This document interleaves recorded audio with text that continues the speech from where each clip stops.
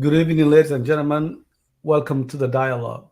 The dialogue is where different political views, different political agenda people who have, and people who believe differently come together, and we need to understand each other's perspective.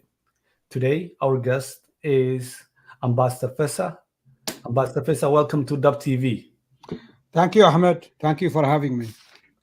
And before we start the program, basically, I just want to make sure that people understand that Ethiopia is in turmoil. There's a conflict that's been happening in Ethiopia for all my lifetime, to be honest with you, and the lifetime before my forefathers.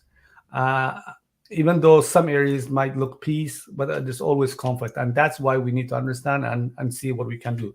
So the first part of the program, Mr. Goulet will be leading it. Then I'll come back. Mr. Goulet, welcome to the program, and take the lead. Thank you very much. Good evening, Mr. Ambassador. Thank you again for joining us. We know that you just had a very long interview just a few minutes ago, so we'll try to be as smooth as possible and get right back to it, get right into it. But as Yasin said, DhabTV is a platform for discussing and hearing different political perspectives in the Horn. So perhaps that we can understand each other and learn to live amongst each other. So it's a platform designed for the purpose of hearing different perspectives of people from the region. I'll get right to it. Many people who've been paying attention to Ethiopia, Mr. Ambassador, have concluded that the conflict between Tigray and the government of Ethiopia was predictable. Looking back, do you think this conflict, this war that has lasted for more than a year, was predictable? Goulet, thank you for having me. I appreciate it. You know what they say, hindsight is 2020. Yes, to an extent, when there was a change of leadership in Addis Ababa, the then ruling party, EPRDF, has an internal turmoil. It wanted to reform itself, and it wanted to rectify some of the gaps in its democratic process. And many thought this was another opportunity for Ethiopia to go forward, building on what was done before, but also addressing some of the gaps. But immediately following the creation of the Prosperity Party, the writing was on the wall. That was clear. This was a very anti-federal arrangement clique leadership. Its relationship with the neighboring Eritrea was mischievous, to say the least. But having said this, I don't think any one of us could have predicted that Abiy will lead us to where we are today. There were signs clearly shown, but not to the level where we are. So in terms of, thank you, Mr. Ambassador. So in terms of the conflict itself, are you saying the spark or the starting point was the prime minister and the federal government, or are you saying this was almost a mutual disconnect of opposing ideas? Well, you can clarify that for us. Yes, what transpired was simply a political and constitutional challenge. It was simply political difference between those that aspire to continue with the PP and the TPLF that felt this was not the right way to go. There was no need of any violence, let alone war of genocide to this extent. So yes, the party has political views, but some of us even tried best we can. We were naive enough to believe that this could be resolved through negotiations or through democratic process. But this group that came from within the party that has completely a different view as far as the political arrangement in Ethiopia was concerned. So if I may, and I know I'm trying to take benefit of the time, how much then are you placing the dynamic changes within Ethiopia that brought Prime Minister Abiy to office? Are you saying those same dynamics that brought him to office impacted, or was the basis for the conflict? Or are you saying the conflict arose after the change? Actually, to a large extent, the coming of Abiy was embraced by every party in the country, including the people of Tigray and the TPLF, because the APRDF wanted to reform itself. We needed to rectify some of the gaps in its democratization. So it was only, many will agree in Ethiopia, it was aborted. Few months after the change, after giving all the good signals, the right things, he continued to release prisoners of, political prisoners, as they are called, all kind of gestures, but to the extent that he was accorded the Nobel Peace Prize. But many will tell you in Ethiopia that reform was hijacked and aborted by a clique, by a group within the ruling party, and it became detrimental to where we are before. Yes, but Mr. Ambassador, you've been at this much longer than many people. You can understand the new government came. It came with a new ideology, perhaps a new direction. How much leeway can then the new government have in implementing new ideas or new paths? And how does that lead to a conflict where there's an internal war within Ethiopia, a new political direction vis-a-vis, and then a conflict where there's bloodshed? How do we go from one to the other? Well, there was an understanding that there will be a transition, a roadmap.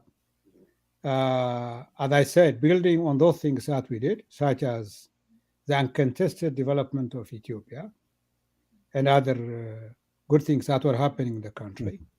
But there were gaps in terms of democratization. There were challenges among different states within the country. So when I say it was aborted is an old thinking that we thought we left it back in 91, that we need to have a unitary state that speaks one language, has one jacket, what have you, that detests the federal arrangement from day one, hijacked the transform. And Abiy became its proponent. For it is not a new ideology. There is no such thing as ideology. It's not a new thinking. Right. It is the old Ethiopia itself, where for 27 plus years, at least we experimented pluralism, where all people, all nationalities, different ethnic groups can have a stake in their own life, with all its shortcomings. So then that leads to Ethiopia that existed for centuries are first, and they want to send us back at least 100 years back. So that leads to a question then, point blank, if you could answer, who started the war? Abiy Who and is the aggressor? Abiy and Isaias. Abiy and Isaias started the war. They did not start in Tigray.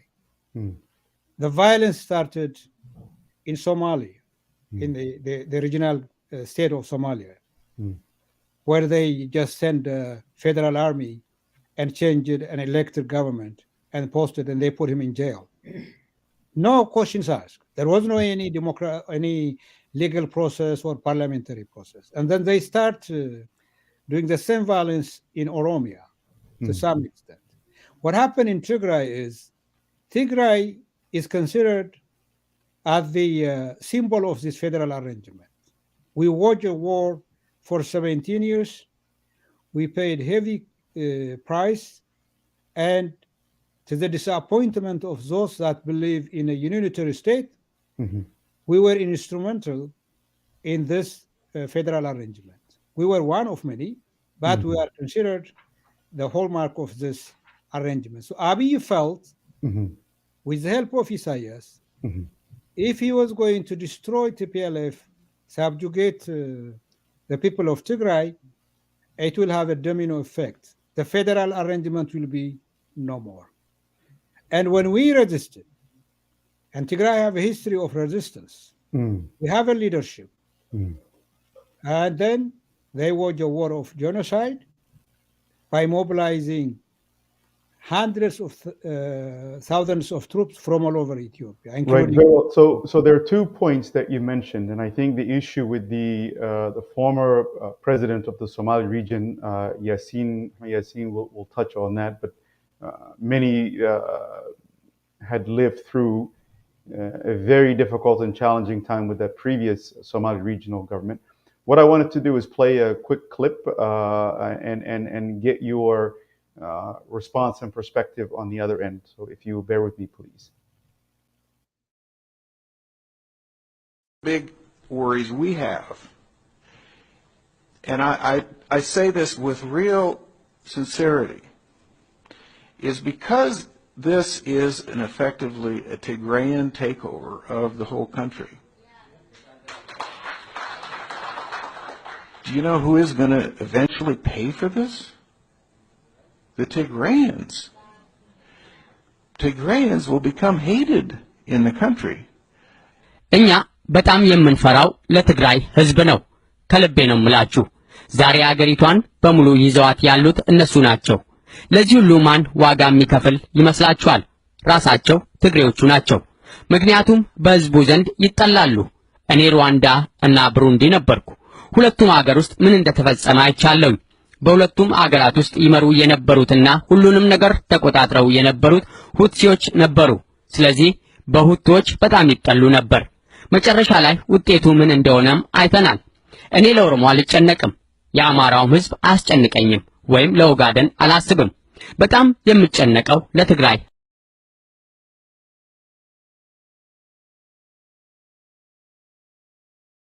You with the clip there, but the perception of many in the Somali region and some other regions is that those regional heads who in essence were under EPRDF, which was essentially controlled by TPLF, that those regional presidents were causing a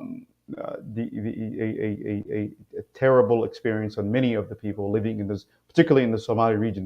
So I blindsided you with that video, but could you share with us your perspective, maybe a response to that clip? First of all, I have no idea what this clip is all about. I will not comment on it. Very well. My reasoning for my point for the Somali region was I was not in any way or shape defending the regional president who is in jail now.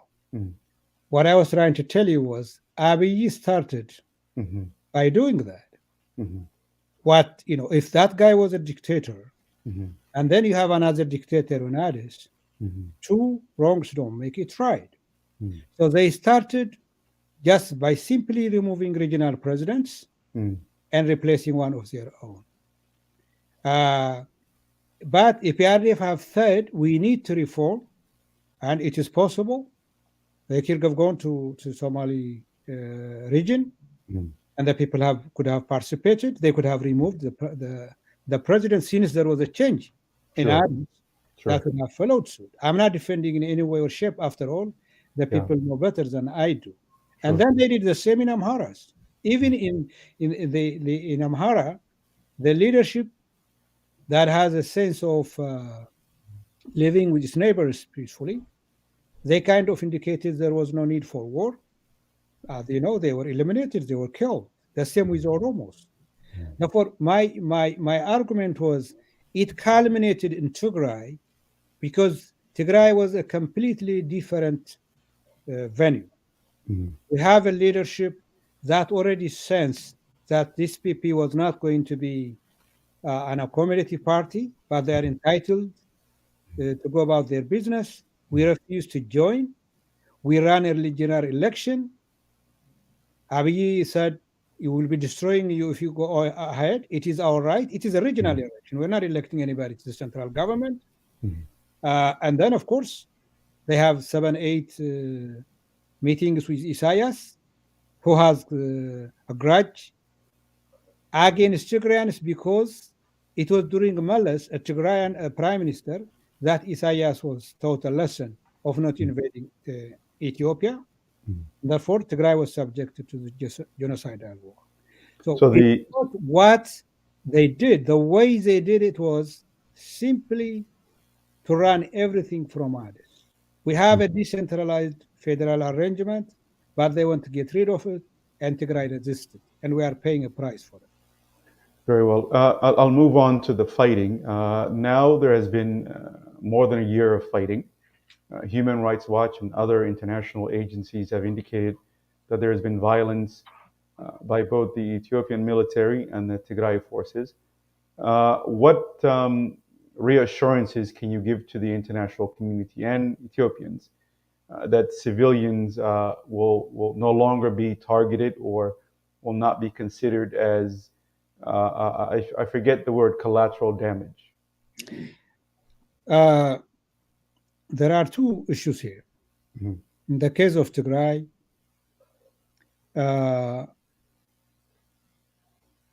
we believe genocide has been committed against our people. It is out there in the international media. Countries have the evidence, and it will be more clear in a short period of time after we come to some kind of resolution of this war. The Eritrean forces are still in Tigray, part of Tigray. Part of our land is now under the Amhara, Fanos, and what have you. The United Arab Emirates has been killing our people via unmanned vehicles with what we call drones. You can think of China have supplied. Our factories are completely ruined. Violence against women has been used as a weapon of war. What I want to tell you, Khalid, is that what happened in Tigray has no equivalency anywhere in Ethiopia. A crime is a crime. One life is too many. But what is so sad is they are trying to put it, the Ethiopian government especially, and its media and supporters, this equivalency that forces from Tigray, the Tigray Defense Forces, might have committed crimes here and there, which we do not tolerate, which we do not accept. But we are talking about genocide. A genocide is a different kind of crime. The project was executed by Isaias and Abiy, and we will not rest until people that are accountable are held accountable. In the case of what is being reported by Amnesty International and others, outside Tigray, we are calling for the recently established United Nations Commission on Human Rights to investigate. We will cooperate, and if our forces are found responsible, we'll hold them accountable. So if you can give us... refuse to allow these international bodies to come to investigate. Can you give us a quick description of the situations of civilians and non-combatants today, both in Tigray and neighboring Amhara and Afar regions that have been impacted by the war? Can you give us a perspective on how their lives have been impacted?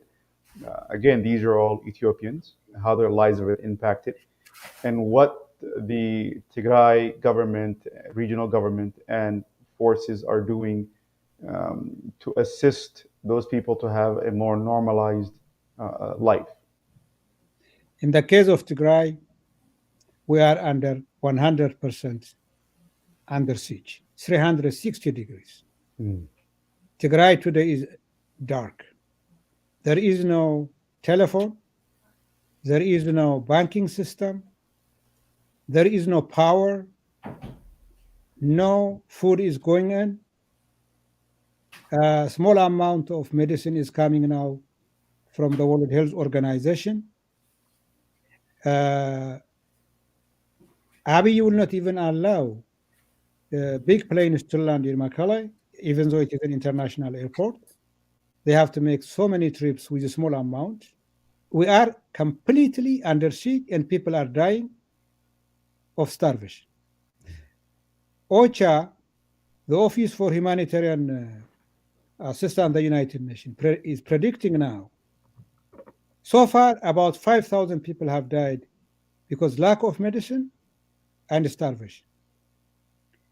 At the end of this month and March, if things continue, there will be in the tens of thousands that are expected. So the international community is pressuring Abiy to allow food, medicine to come into Tigray.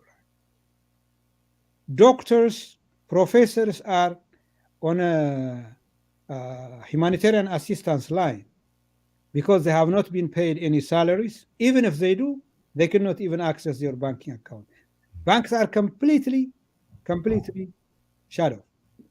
Therefore, I cannot tell you the hell that the Tigray people are passing through. It is not in any way compared to any place in Ethiopia. Now, yes, there is war. The Tigray forces are now back in proper Tigray. We have withdrawn from few kilometers from Addis because we wanted to give peace a chance. And it is bound to happen. There are going to be collateral damages when there is war. And therefore, the extent of the damage that is happening in Amhara, in Afar, I don't. I hear it from the media like I do. There are some people that are displaced. They should be rehabilitated. But the whole population in Tigray is under siege. And we have 2 million people internally displaced. And also over 70,000 people as refugees in Sudan. My last question. Yes, go ahead. Continue. Sorry, finish. No, I was just going to say we are hoping that there will be some kind of cessation of hostilities so our people are saved. Otherwise, the chance of going to the negotiating table may be coming to close sooner than later. So my last question, again, it's been more than a year of conflict. Essentially, the world sees this as Ethiopian killing Ethiopian. When you zoom out, the global body does not so much differentiate Ethiopia. Where is the country? Can you speak to where the country is as a whole now? I left the government, the federal government, 2015. It's only 6 years since I left the Ministry of Foreign Affairs. It saddens me to see Ethiopia have come down so far, just from 2015 to today, in any aspect of its survival.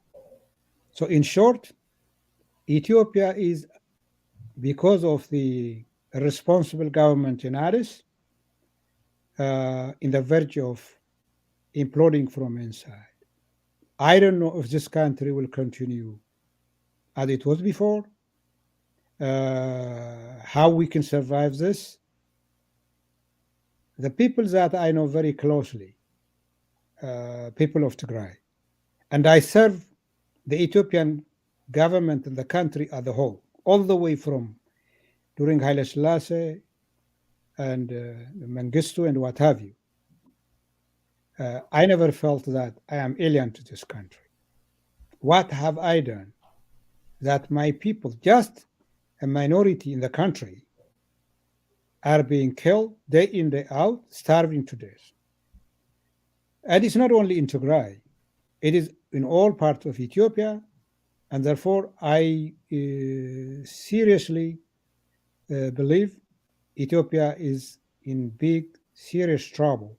Other country, forget about Tigray people or the Amhara. Other country, we don't know what it will be in the next few months or years. It is simply a very precarious situation that I see. Thank you very much. I'm going to pass it on to Mr. Yassin to take it from here. Yassin, Thank you. welcome. Thank you, Gulet. Appreciate it. Mr. Ambassador, quick question. Should I consider you as, right now when I'm speaking to you, as an Ethiopian or as an Tigrayan? What do you mean? Are you saying Tigray is not a part of Ethiopia? You have come to that conclusion?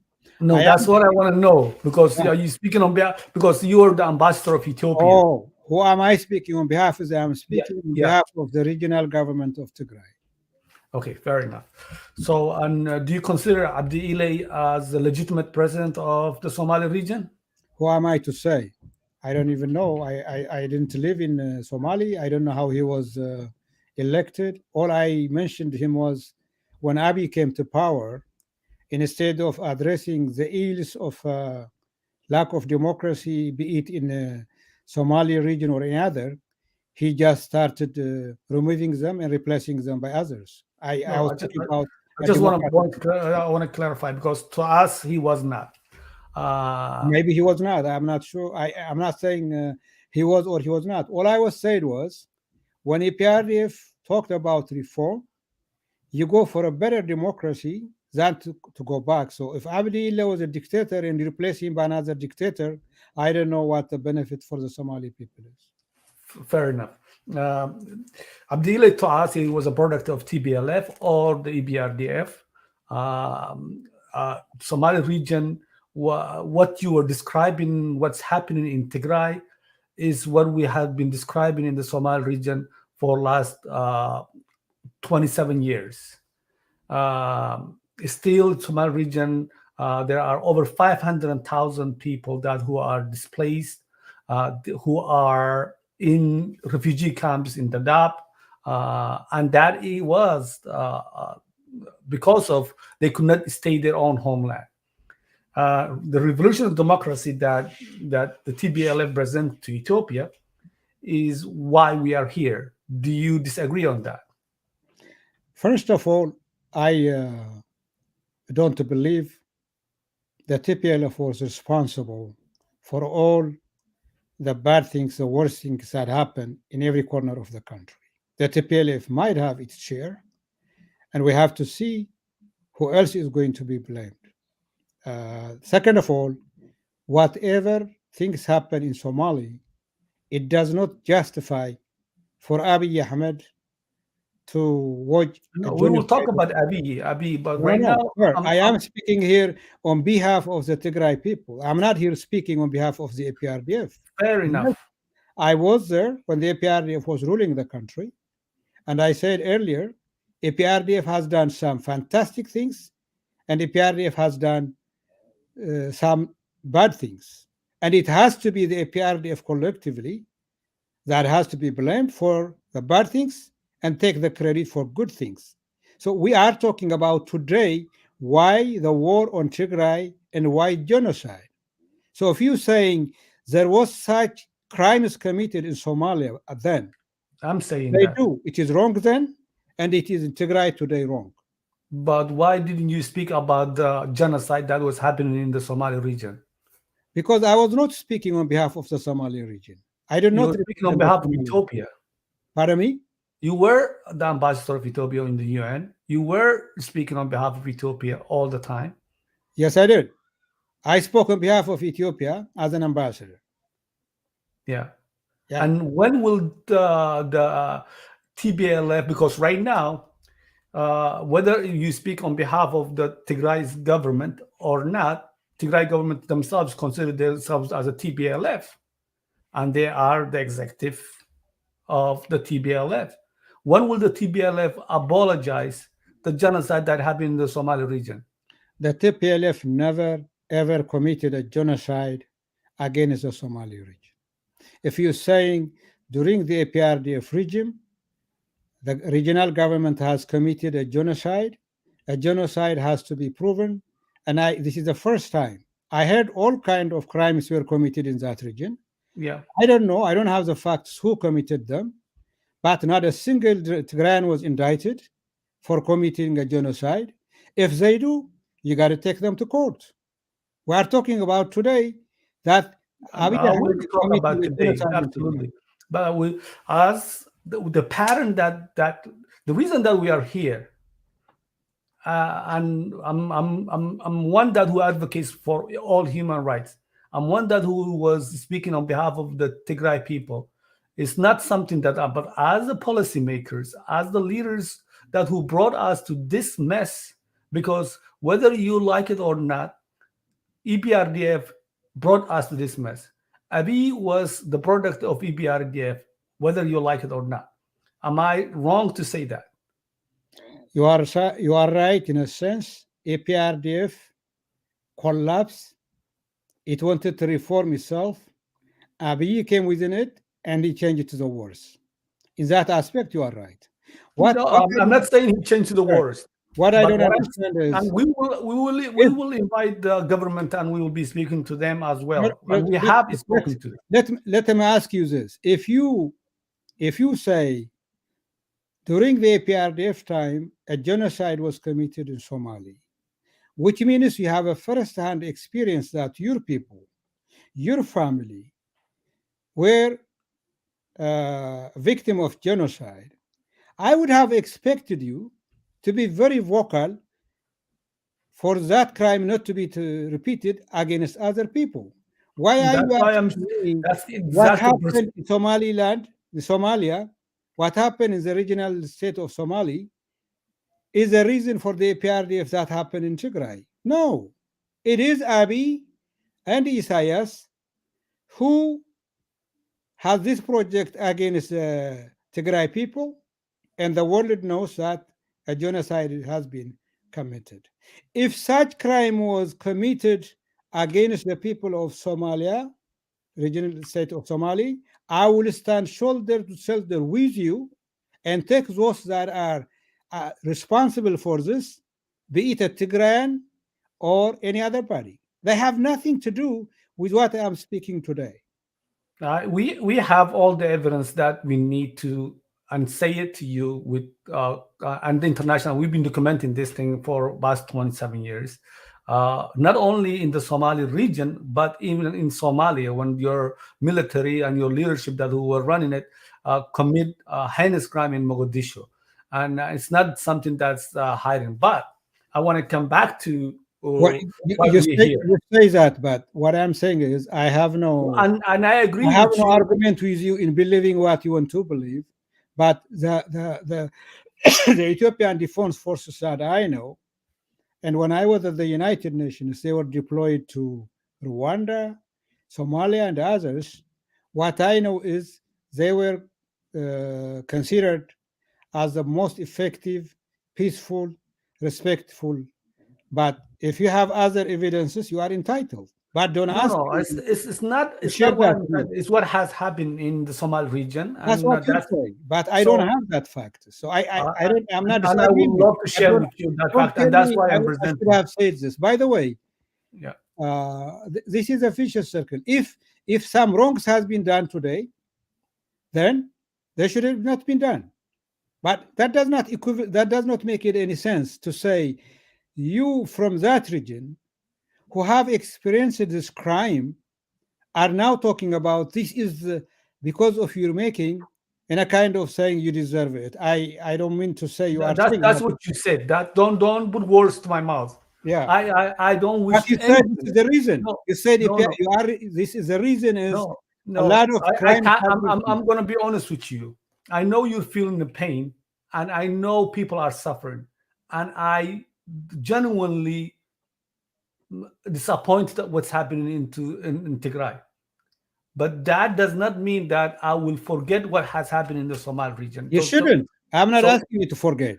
But you are asking the wrong. and there's no equivalence. I'm not saying it. I'm just trying to put historic perspective of, because I would love to have programs like this, who are the Tigrayans who are hosting it, interviewing me and asking me what's going on into my region, so that I could explain at that time. But that did not happen because we were scared to even speak out, most of us, because of the strong, strong arming for the people. But I want to move on to why we are here now. Okay, you just mentioned it earlier that it is because of Abiy has started. Numerous times there was a peace and dialogue, and Abiy's government, let's just say Abiy, for the sake of argument, Abiy's government started. They invaded in Makalla. They get out after that. Why? What makes you guys to decide that you want to revenge and went all the way to Amhara region, Afar region, and destroyed countless? What was the purpose behind that? Ahmed, first of all, once you have concluded, I don't know why you are asking me. I'm sorry to say this. You're not asking me to clarify. You have already concluded that we went out of Tigray for a revenge. I am sorry, but I'm not going to answer that. You already have concluded. You don't have a neutral, inquisitive mind. You already bought the propaganda, but for the sake of your audiences, let me address it. First of all, after destroying Tigray, nobody left Tigray. They were ejected. We ejected them from Tigray. We have over 10,000 prisoners of war from 5 confrontations that we have. And therefore, they left Tigray, but they were on the outskirts, on the border of Tigray. We want to push them as much as we can so they don't come and rape our sisters and mothers. They don't ruin our mosques and churches. This is a war. Not only that, we wanted to make sure they learn a lesson that we are going to challenge them. Abiy Ahmed said he gave us a break. He just wanted to arm. He wanted to purchase armaments. And therefore, to break the siege that we are surrounded by him and by Abiy, we went after them, and that's what we did them. We showed them we can defend our rights, and we were few kilometers from Addis Ababa. And then when the international community said, you need to make a peace, we showed them militarily we can challenge them. And we also showed them that we can also sit and challenge them on the political front. Therefore said, okay, we're going to go back now, and we need this humanitarian corridor to be opened. The international community is working on it. Therefore, you do not leave your rapist soldiers, those who ruined you, those who asked a father to rape his own daughter across the border just because they are a few kilometers on the border, and then they come back 3 weeks. That's what Abiy said. It is not a revenge, sir. We have a very disciplined army. We went all the way to Debre Birhan. International media has gone. Some of them are not allowed. They did not see what they saw in Tigray. It is a war. People are displaced because of a war. We did not go out to kill any civilians there. We are professionals. Our military leaders are known for their I appreciate your answer. It is not a revenge. I take an issue that the Tigrayans. Okay, I stand corrected. I stand corrected on that. Okay, but according to Human Rights Watch, according to the Amnesty International, Your forces has committed war crime, rape, destruction, and looting. That's not me saying it. So how do you compromise that? I have seen the report. They have second-hand information. We have contested that this is not verifiable, but at the end of the day, we have called for international independent investigation. And if our soldiers are found of any wrongdoing, we will not tolerate it. So whatever human rights organizations say, one life is too many. We have an army, a disciplined army, but there are always bad apple even in a very disciplined army. If that is the case, we have called for international investigation. United Nations has established a UN investigation commission. Abiy has refused to allow them to come to Tigray, to Amhara region, totally to Ethiopia.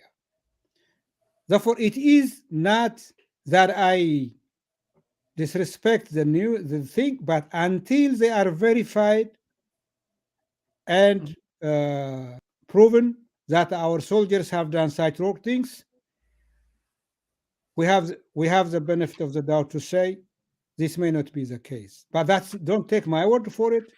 Don't take Amnesty International for it. We should wait until the United Nations investigates, and we'll take action if need be, if they found guilty. I wish the Ogaden genocide as well with that report been made public as well from the UN. But having said that, let's go where we are here right now. The Prime Minister of Ethiopia called national dialogue, as well as peace and reconciliation. Before even the peace and reconciliation started, you guys put preconditions. Why do you need to put a precondition before a negotiation? We did not put a precondition for negotiation. You did not? No. So there is no condition for the negotiation. Well, if you call humanitarian delivery is a precondition, that's against international law. Civilians have to be fed. Their banking system have to work. They have to get all the necessities, even during the war. We have asked for that to happen. After that, we are asking that Tigray should survive as Tigray. You try to get rid of us, and you have to acknowledge that we exist. And for that, you have to acknowledge our people have the right to self-determination, which is also in the Ethiopian constitution. That we will not negotiate. You don't negotiate with your basic lives. So for me to negotiate with you, first I have to accept that you are a human being. You are Ahmed. You exist. You are equal with me. So Tigray have said, look, you want to get rid of us with conspiracy, with the genocide. We have come out of the woods. We are surviving. So you have to accept us as we are now, with our army, with our territorial integrity, what existed before the war. After that, we'll negotiate how to go forward. This is not a precondition. You have to accept the people of Tigray and their government are there because you want to get rid of them. Ahmed, what you have to understand is this is not your normal, if there is such thing, normal war. This is genocide. When people have come out of a genocide, they have every right to make sure that they survive as people. So this is not a precondition. It's simply to say, here we are. This was our territory before the war. We have to defend ourselves. You amass all this to get rid of us. We have to defend ourselves. Accept us as we are, and then see what happens next. All right. What do you call there's no preconditions? Let's be honest. You're a diplomat. I have negotiated peace. I know what negotiation looks like. First of all, we hear already there's negotiation going on between Ethiopian government and the Tigray leadership, because the president numerous times say the negotiation is going very well, including what he spoke on the PBC. So you don't deny there is negotiation going on. Why would I deny when my president, the regional president, says? That's not what he said, though. In full context, let me tell you what happened, Ahmed. There are two kinds of negotiations. Through a third party. Before you sit on a table, mediators, interlocutors talk to you. So we are saying... For the sake of the audience, you can explain to that, but I know what negotiation is, with all due respect. I understand, but you have an audience. That's okay, go ahead. I'm not only talking to you, I'm also talking to your audience. What I'm saying is, I am clarifying what President DhabTV said. We have mediators. They talk to us, they talk to the other party. Based on our interaction with them, we believe there is some positive development that may lead us to a direct negotiation. So far, there is no direct negotiation.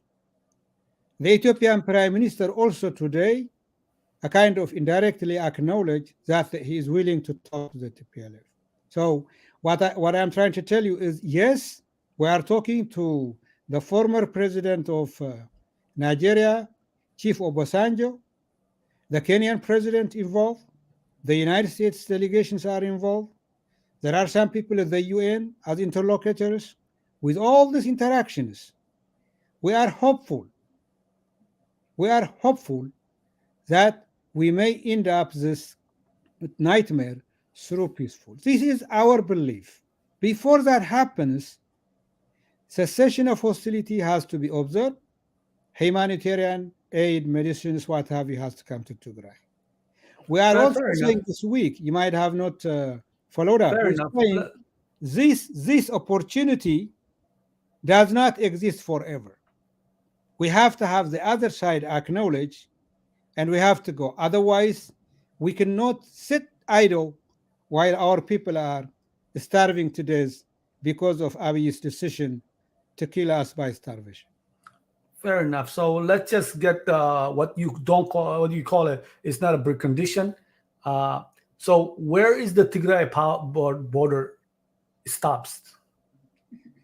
Where it was November 3rd, 2020.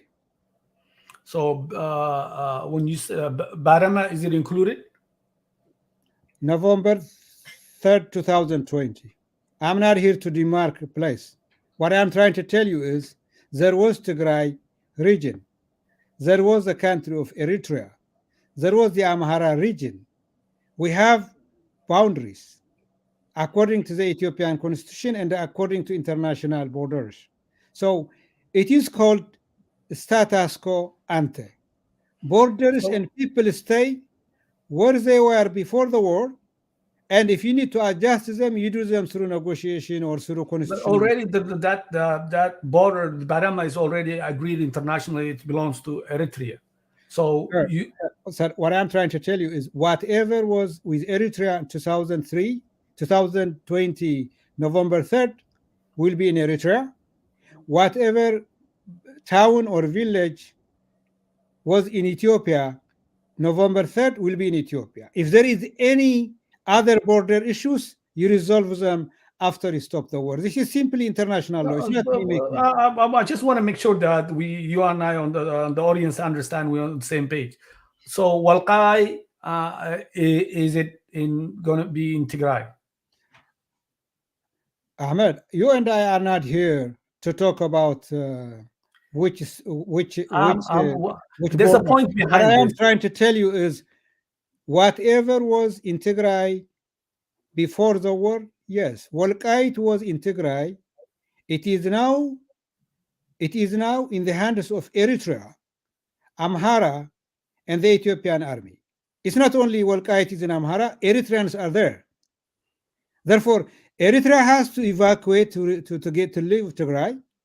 These administrations have to come to proper where they were. If any neighbor state, Tigray has a claim or counterclaim, we have a constitution that addresses this issue. This is elementary. You don't grab your neighbor's house and say, As of today, it is mine. Let's negotiate. First, they go back to where they were, and then if you have a claim, you do it legally, constitutionally. That's But what I'm trying. please forgive me because I'm just dumbfounded on this part. One time you were advocating for the constitution, and you could have resolved all this problem through the constitution, through the justice system. On the other hand, you say that you're defending Tigray, and then you are invading right now as we speak, at the Afar region. So, and you want a peace, but in order to have peace, you have to respect the neighbors, and you don't want to respect the neighbors. So, what am I missing?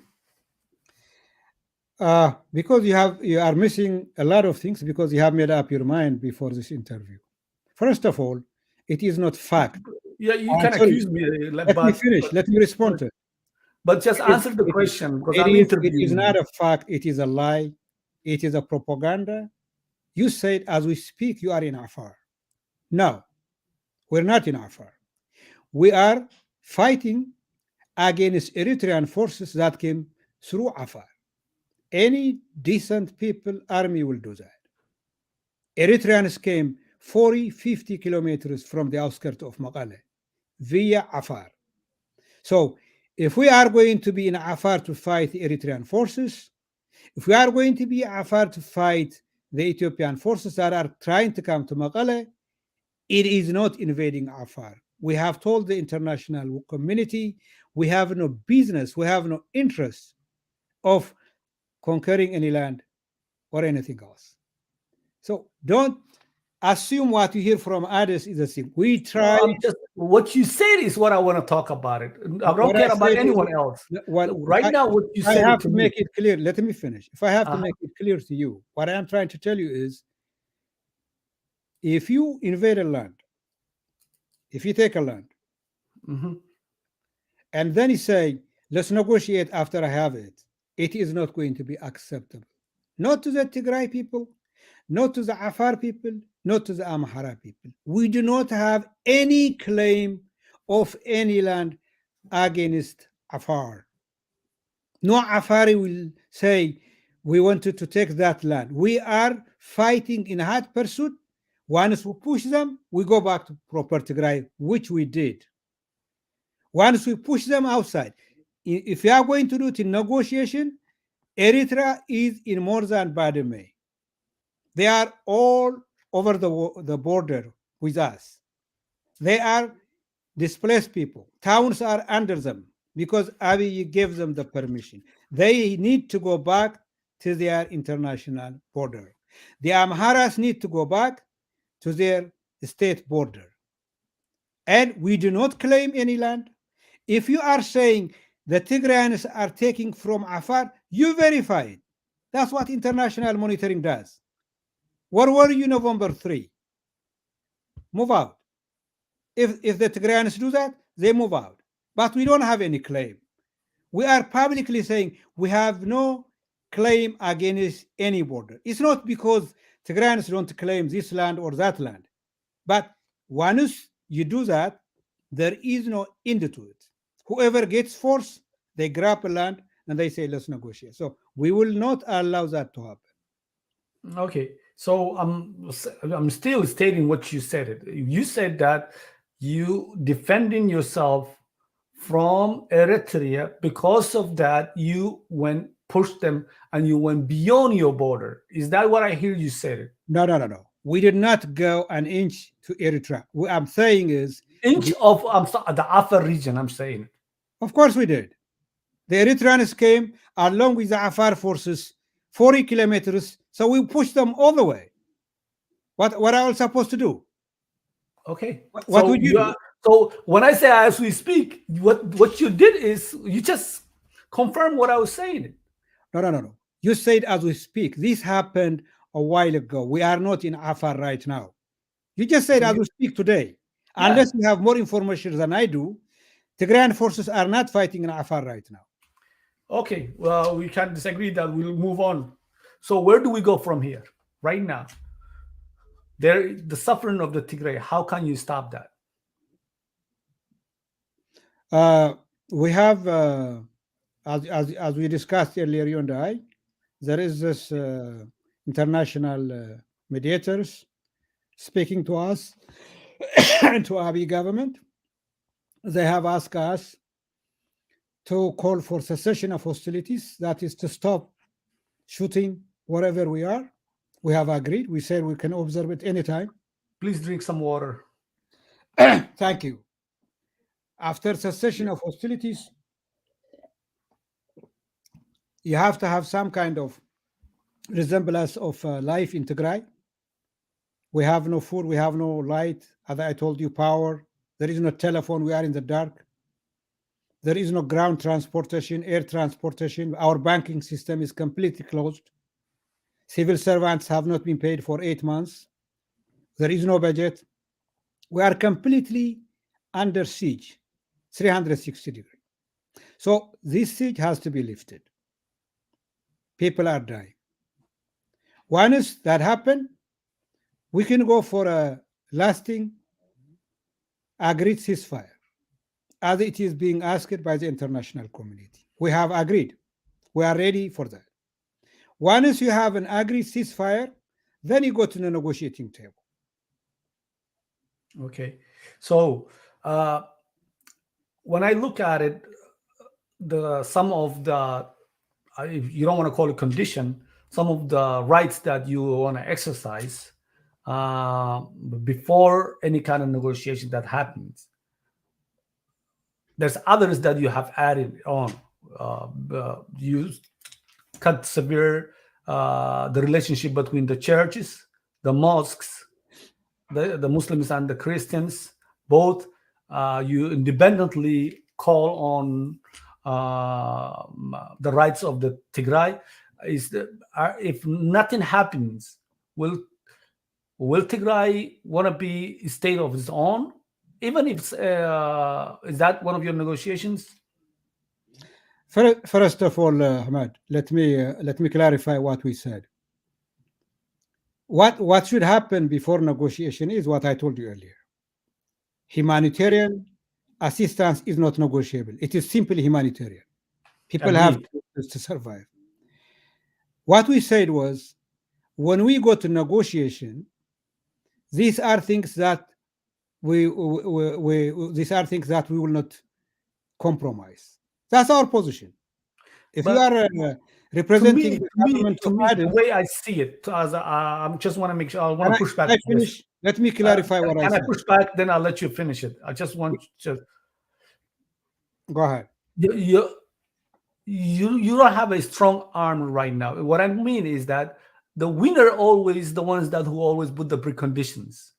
You couldn't win the war against the government. They could not win the war taking over Tigray.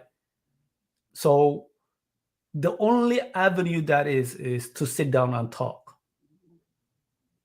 For you to put the lives of the Tigray for a precondition, anybody who do any kind of negotiation will never agree on that. So why you not go to the table right away and end this suffering?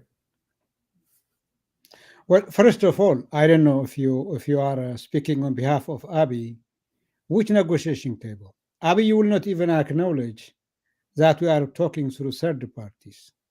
Second of all, we did not say we're not going to the negotiating table. I just told you. How many times shall I repeat yourself?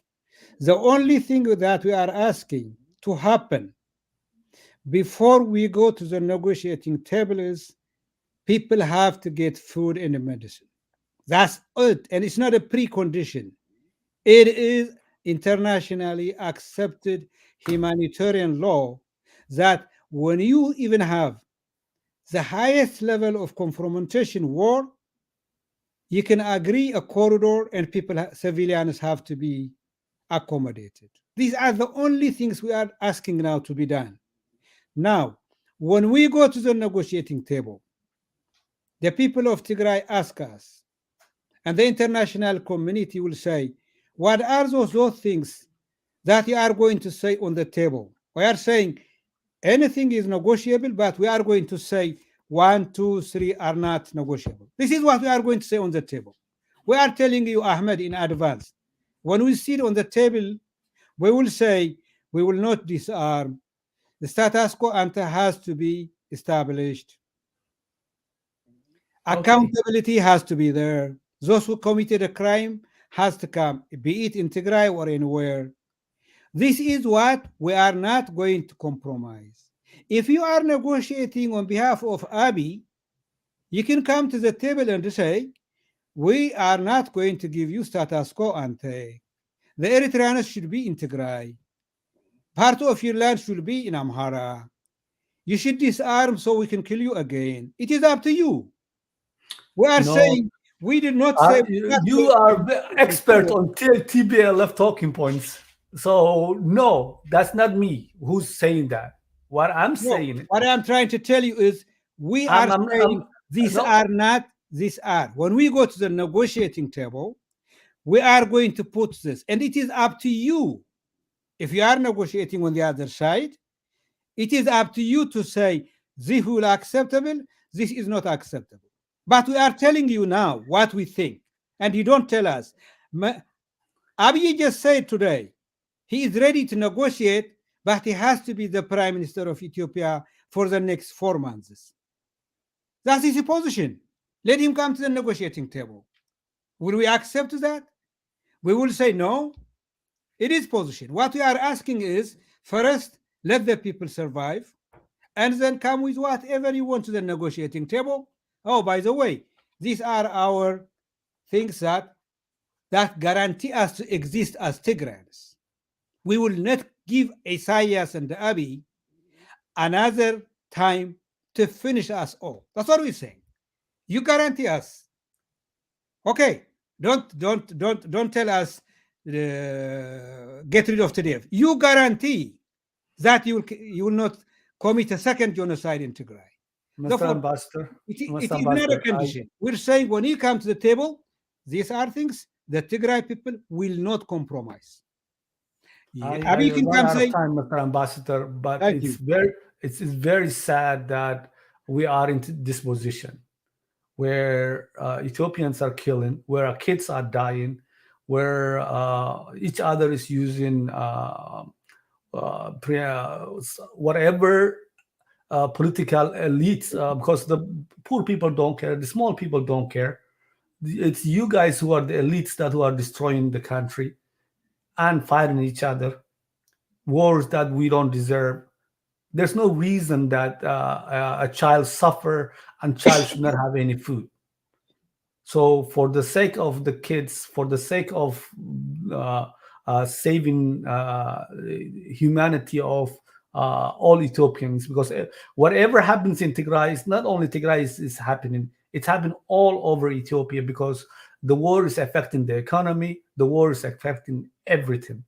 But having said that, we will ask the same questions that we are asking the government when they come to the show, and they came and we asked some, and we're still going to ask some of the things that we raised. But when we are here, they are not there. We have to state what they're saying, and it's not as a fact, but as some of the things that were viable. Mr. Good joined me back, and I'll definitely give you the last word. But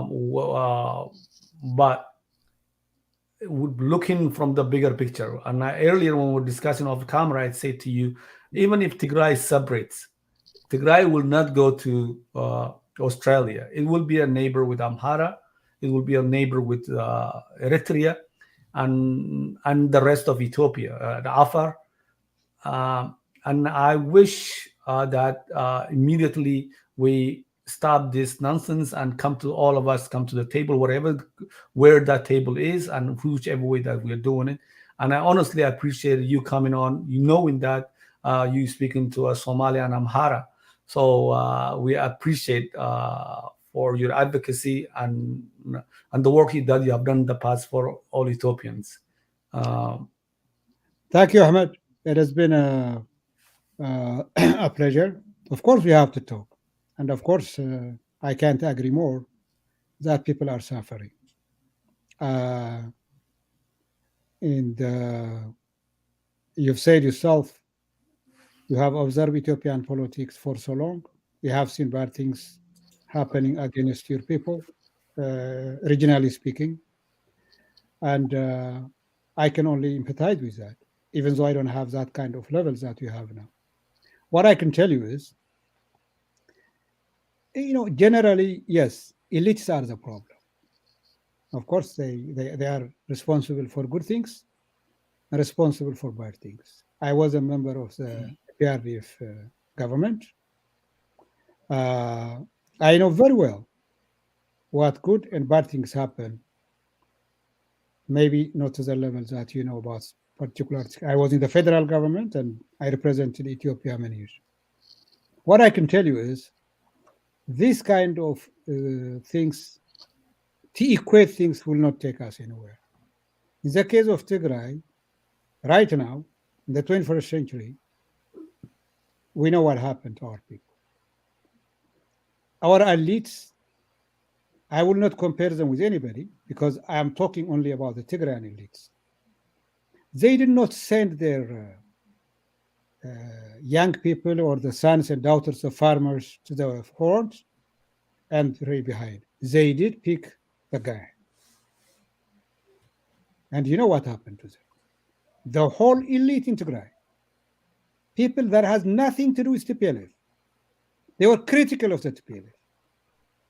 Professors, doctors, lecturers, middle-class business people, young entrepreneurs, they pick up the gun, abandoning the internet cafe, because they know what happened to them. And until we deal with this, as you said, we did not address what happened in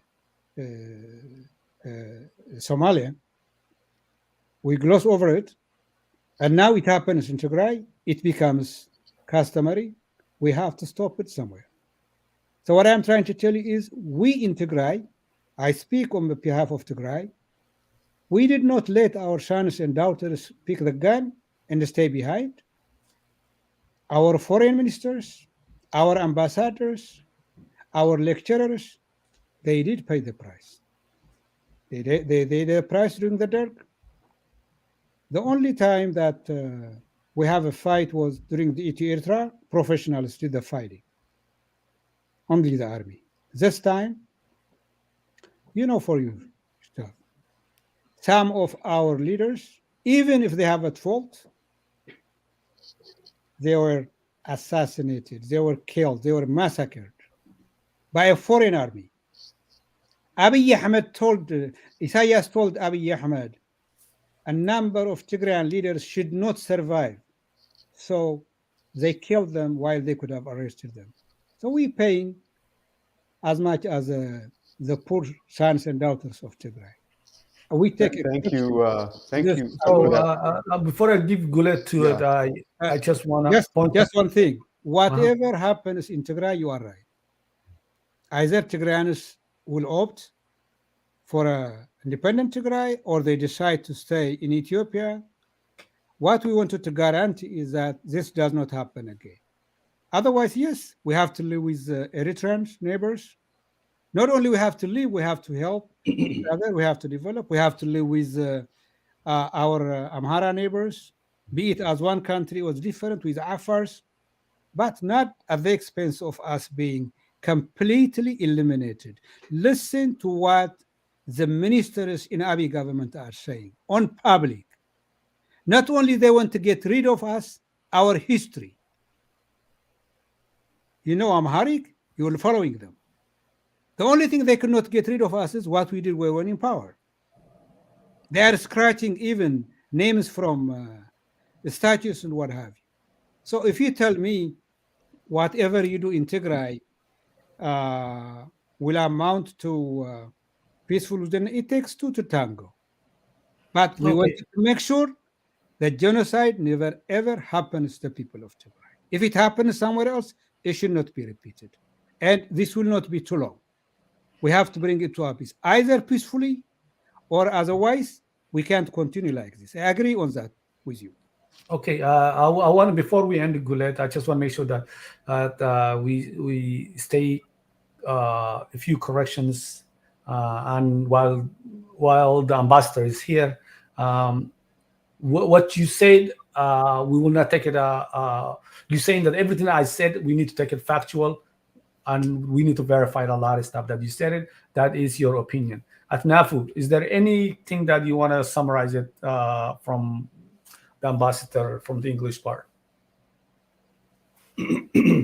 Well, thank you, Yasin, for the opportunity. Thank you, Mr. Ambassador, again, for being our guest in both programs, Amharic and English. Yes, we raised a lot of hot issues. Sometimes we may agree or disagree. But the purpose is when there is a saying, as you know, when the lions fight, that is the grass we suffer, will be suffering. You know, when people fight for political reasons, the people are suffering. The Tigray people are suffering. The Amhara people are suffering. The Afar people are suffering. The whole Ethiopian people are suffering as a consequence of this. But overall, we all have to have control our emotions to save lives or future losses. What happened is what happened. We cannot retrieve it. But if we all continue our emotions and continue fighting, what will be the result?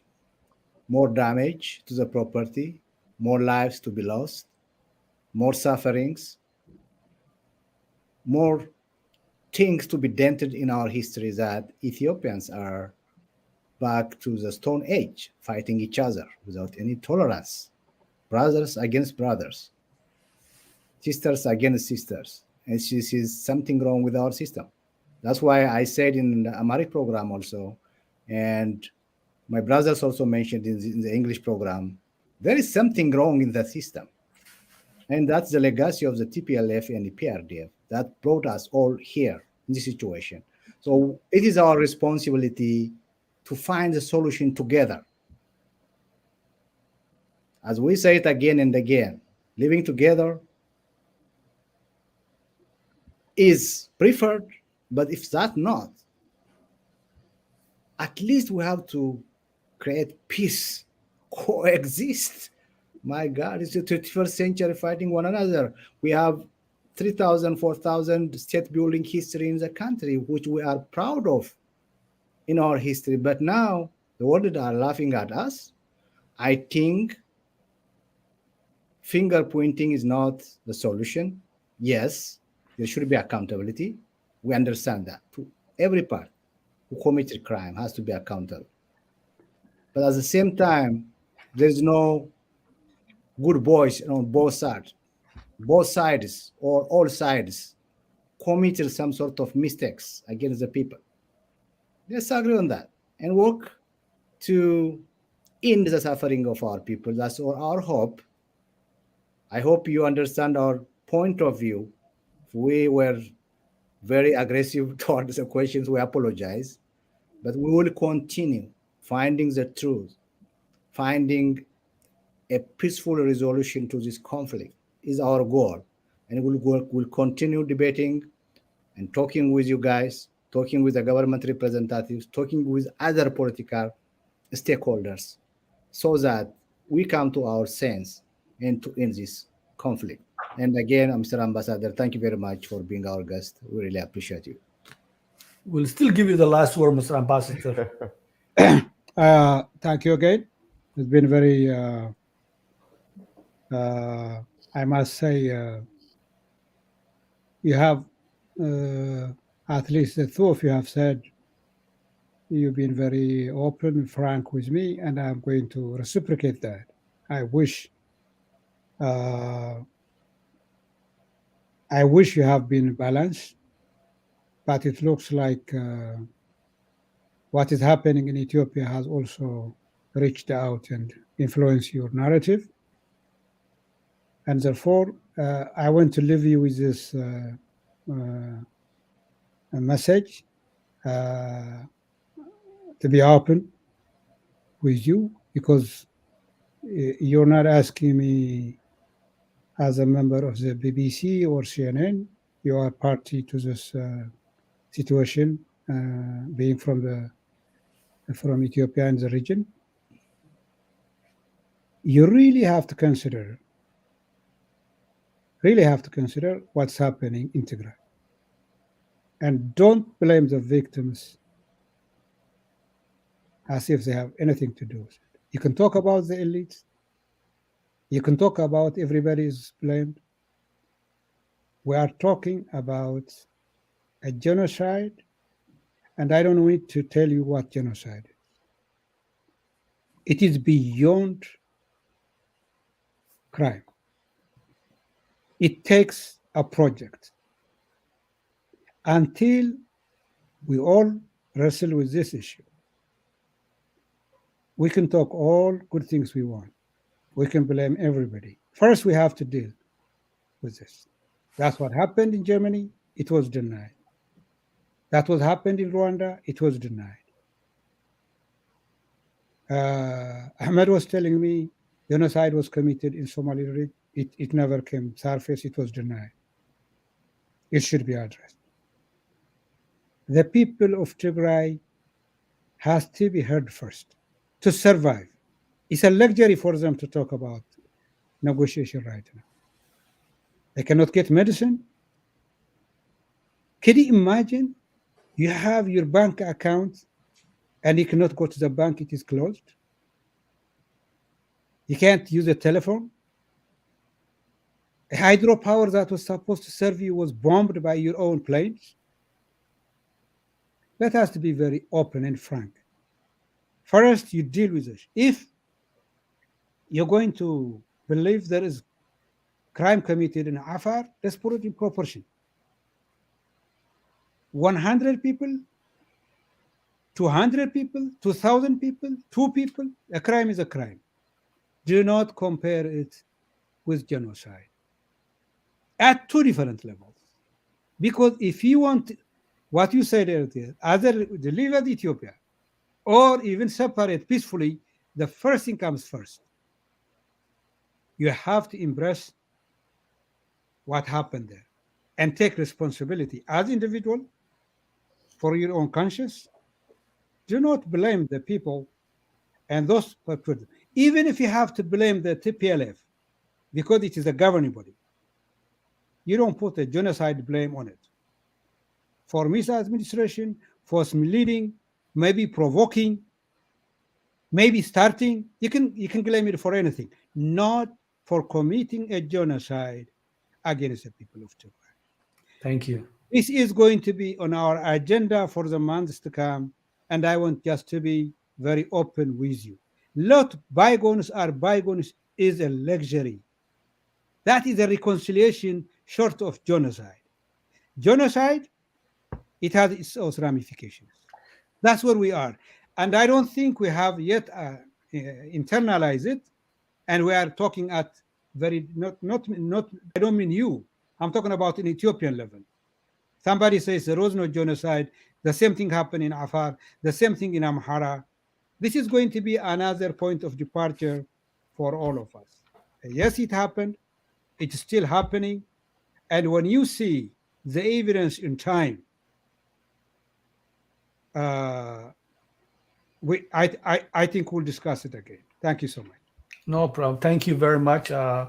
Genocide is a big word. Genocide. Every life lost to the person that who lose family members is a genocide to them. But I understand where you're coming from. Gulet, I'm giving you the floor on closing remarks. Thank you. No, thank you very much, Mr. Ambassador, for joining us, for giving us all this time. I think we've listened to your perspective. We listened to facts. There may be disagreements on the facts, and I think where you are being forceful in asking everyone to appreciate the Tigray perspective. On the same side, you're the history of some of the regions, especially the Somali region. People are not able to say, let bygones be bygones. And the blame of what happened in the Somali region rests with EPRDF and rests with TPLF in terms of the leadership of EPRDF. So I think the perspective, while we appreciate your perspective, and certainly nobody wants civilians and non-combatants, and even combatants, once the fighting is over, people should be able to have their lives. But at the same time, the people of Tigray, the ruling elite, which you're part of, and the militias and the fighting soldiers have to appreciate that many in Ethiopia in the last 27 years have lived almost in an open air prison. So I think while we accept the perspective that you're giving us today, and certainly we want civilians not to be harmed, you have to also appreciate that in some parts of the country, the last almost 3 decades have been very, very challenging, have been backwards development. You said that one of the things that benefited the Tigray is what you developed the last 27 years, which is very good for humankind and for the Tigray people.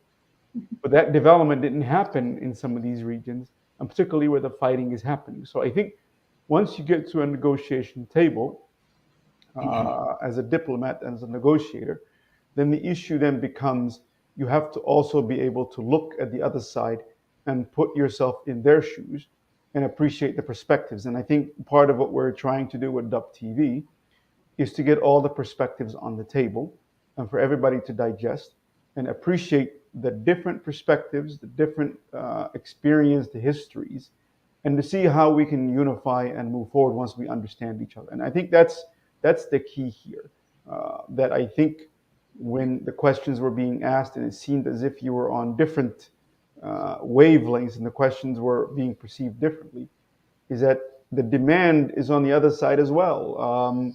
Yes, the last year was very difficult, but to some people, the last 27 years were very difficult as well. And that appreciating that context when you're coming to and demanding recognition, parents lost children, and so on and so forth. But again, Mr. Ambassador, thank you very much. We did not get into the issue that I personally wanted to get into, which is in terms of the Ethiopian forces in Mogadishu and some of the things that happened. But maybe we'll have another time to do that. But thank you much for your time today. Thank you so much. By the way, we are all part of this generation. Much older I am than you. I was not denying nor contesting what people in Somalia or other part of Ethiopia has happened to them during the 27 years. I was here to explain what's happening in Tigray today, and I'm willing to learn, and it has to be rectified.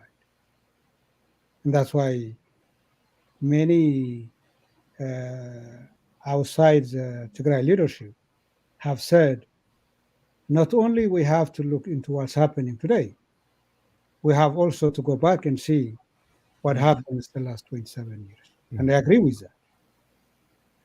What I was trying to do was the equivalency does not get us anywhere. Right. If something is happening today, I'm talking about today. By the way, this also happened 27 years or 25 years ago. Again, worse. We should have addressed it and we should rectify it. The other thing is, you gentlemen understand, just because I am talking on what happened in Tigray today, cannot speak on behalf of the APRDF for what it happened 27 years ago. That has to go through a process. For example, the TPLF have said, once we sit down and talk about the whole 27 years, it is willing to take its special share of responsibility and blame. I was not a member of the leadership. Just because I was a member of the civil servant and I was an ambassador, wouldn't know everything that was happening in the region. But I have the political thinking. And that I put it generally, there were problems in the country, and PRDF wanted to change them, and the TPLF should be part and parcel, not single-handedly, that I believe, not single-handedly responsible for every ill that happened. Not only that, the people of Tigray does not deserve what's happening today, even if the TPLF was going to be blamed for all things that happen in the rest of Ethiopia. These are. Otherwise, we all are part of this process. Let's handle what's happening today. We are in this genocide war.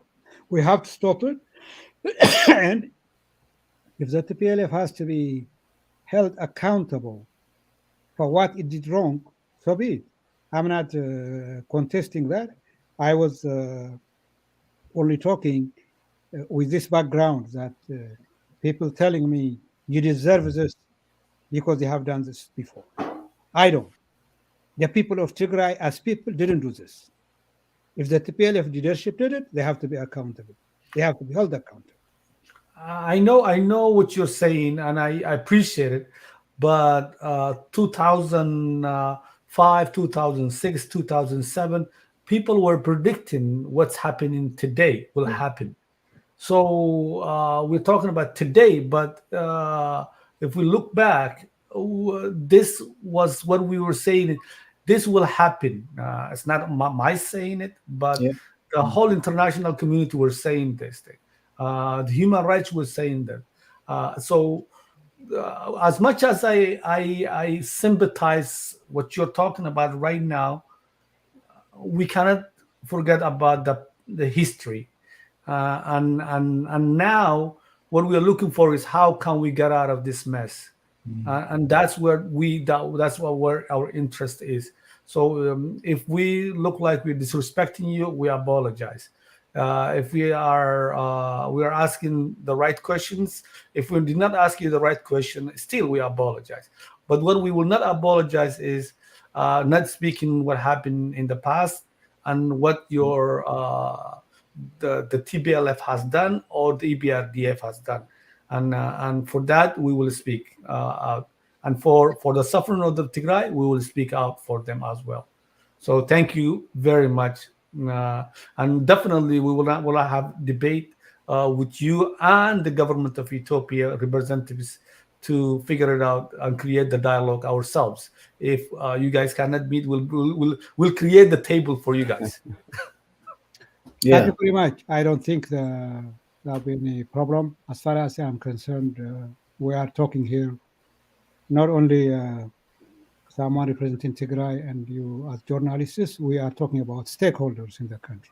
What happens in Tigray affects you. What happens in the rest of the country affects me. That is, I have nothing to apologize. What I was trying to say is, even if the TPLF was going to be asked what happened, it may not be me who should be representing the TPLF. We can exchange ideas. I told you earlier. Just because today, and I gave my background with Atnaf, I served the federal government from day one. I was never affiliated with regional politics. Never was a member. I was a civil servant, all the way from first secretary to ambassadorship. I was not even a political appointee who came from the top. Today, if you ask me if I will do that again, on my dead body, personally, that's not what I was. If when I was serving in Ethiopia at the government, bad things happen, yes, collectively, the government is responsible. But that does not mean the people that I come from has to be punished for the elite that has done bad wrong. The same with Somalia. If someone from Somali region was going to do some horrendous things against another region, the people has nothing to do. That's what we are talking about. So let's start today. As far as the Ethiopian government is concerned, I don't think they will have this hard time as I do with you guys. But anytime I'm available. This is Why what- not? They will have. They will have, definitely. The problem is you're doing an assumption. You're assuming. We only have 1 hour of talking. You don't know what we say. You didn't see what we talked about. But anyway, we will definitely. I want to end before Atnafu's time. At least say that I spoke less than him, but Yeah. we So almost the almost same, a man. 1.5. But we really appreciated all the time that you give us. Thank you. And, Thank you, definitely, gentlemen. with Take the care. government of Ethiopia will be coming, and we will be interviewing, and we'll be even more harsher than you. So we hope, we wish you all the best. And Thank you so much. Thank you. Bye bye. Take care, bye. Appreciate. Okay. Mhm.